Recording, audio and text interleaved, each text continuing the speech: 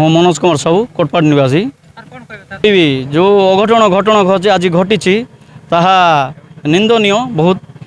तो मोर एतिकी कहवाई चाहूँगी प्रशासन इ पक्षर बहुत दृढ़ कार्यानुष्ठान ग्रहण कले कोटपाड़वासी हो कि आमर जो गाई चैनल चली पूरा पूरा टोटाली बेल्ट से सबको बंद रखा करा जाऊ। आ मोर कहबार एतिकी ये जिनसा आज आम कोटपाड़ भी अशुभ काम जो कामटा है लगे आज।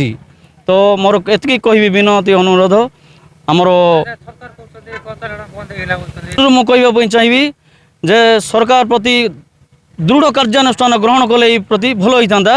और ये कहबी आमर रूपू भाई को जे आमर कोटपाड़ एमएलए तो आम बहुत थर कहीचु जे ये जिनसा आमर कोटपाड़ू हटा जाऊ तो तांके विशेष कर ध्यान देना। तो मुझे प्रार्थना करुच्ची भगवान को तांके आमर निद लो विनती शुणिले भल होता प्राय कम से कम 40-45 खंडे है।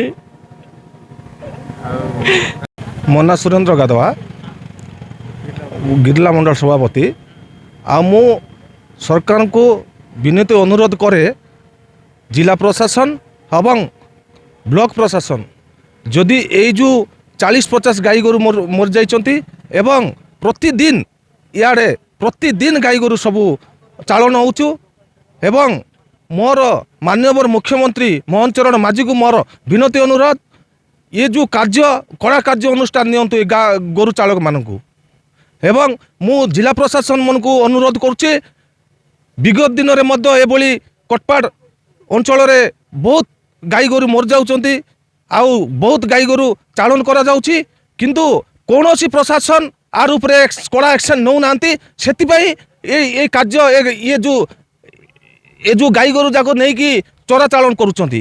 किंतु मु कहूची आज मोर ये जो कोटपाड़वासी आगु को ए गोरु चालन पाई बंद करबा पाई मध्य केते प्रयास करुछंती किंतु प्रशासन किछि सुनु नाही। मु मोहन चरण माझी को अनुरोध करछि माननीय मुख्यमंत्री को बहुत कड़ा एक्शन नियंतु ए गाई गोरु चालन पाई।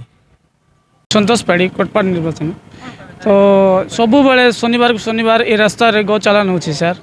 तो प्रशासन देखिकी ना भी चुपचाप ही सब बेले था आम सीटा बहुत प्रशासन को कहूँ आर किसी भी करूँ एबे तो बहुत जगह गो चालान बंद हो सारा आमर एरिया केबे बंद हम सर कोरापुट डिस्ट्रिक्ट बहुत चलती।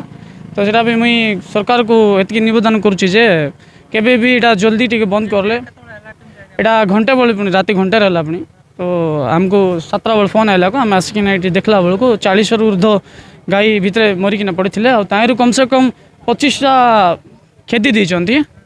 तो आम तारू गोटे को बंचेकिना रखीचु एवं आ 5टा को अलग जगह रखाई। तो ड्राइवर हेल्पर ना सब नहीं जाइए आसिकिना। तो से आम सरकार को कहवा चाहूँगी ये जी जल्दी बंद हम गो चालान से आम भल।